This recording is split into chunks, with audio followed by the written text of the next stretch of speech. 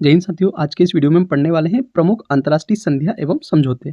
तो पहली संधि है वेस्टफेलिया की संधि या ट्रीटी ऑफ वेस्टफेलिया।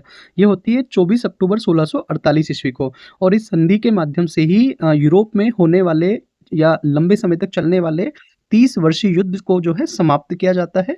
और 30 वर्षीय युद्ध जो है ये दो धर्मों के बीच, प्रोटेस्टेंट और कैथोलिक के बीच होता है, और इस संधि के माध्यम से इस युद्ध को समाप्त किया जाता है। तो ये संधि क्या थी? तो इसने आधुनिक अंतर्राष्ट्रीय व्यवस्था की नींव रखी।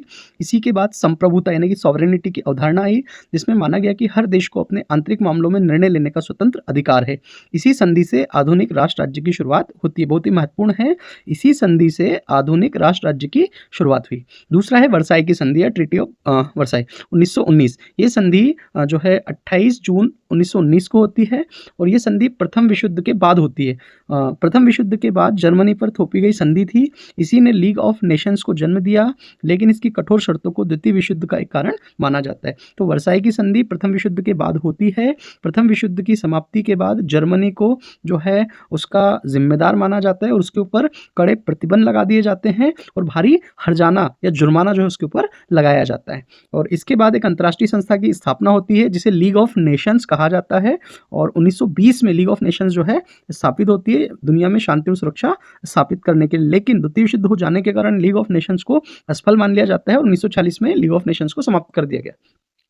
तीसरा है संयुक्त राष्ट्र चार्टर या यूएन चार्टर। इसकी स्थापना जो है 24 अक्टूबर 1945 को होती है, और द्वितीय विश्व युद्ध के बाद अंतर्राष्ट्रीय शांति और सुरक्षा बनाए रखने के लिए संयुक्त राष्ट्र संघ की स्थापना की गई थी इसके माध्यम से। तो संयुक्त राष्ट्र संघ जो है ये 24 अक्टूबर 1945 को स्थापित होता है। इसका मुख्यालय न्यूयॉर्क अमेरिका में है, और इसके 5 स्थायी सदस्य देश, और वर्तमान में इसके कुल सदस्य देशों की संख्या 193 है। भारत 30 अक्टूबर 1945 को इसका सदस्य बना।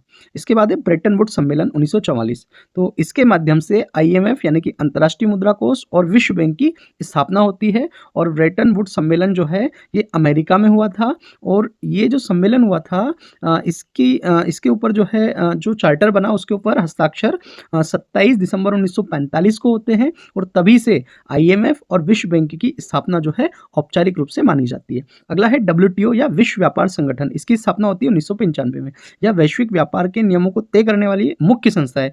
वैश्विक स्तर पर जो व्यापार होता है उसके नियम बनाने वाली प्रमुख संस्था को WTO कहते हैं, और इसने गेट का स्थान लिया। WTO जो है ये पहले गेट के रूप में जाना जाता था। ये कार्य WTO जो कार्य कर रहा है वो गेट करता था, और गेट जो है ये केवल एक समझौता था, और WTO जो है एक संगठन है। और इसके बाद है यूरोपीय संघ या EU, और मॉस्ट्रिच संधि होती है, उसके तहत जो है इसकी स्थापना होती है 1992 में। तो यूरोप के देशों के बीच आर्थिक और राजनीतिक एकीकरण के लिए की गई सबसे सफल संधि थी,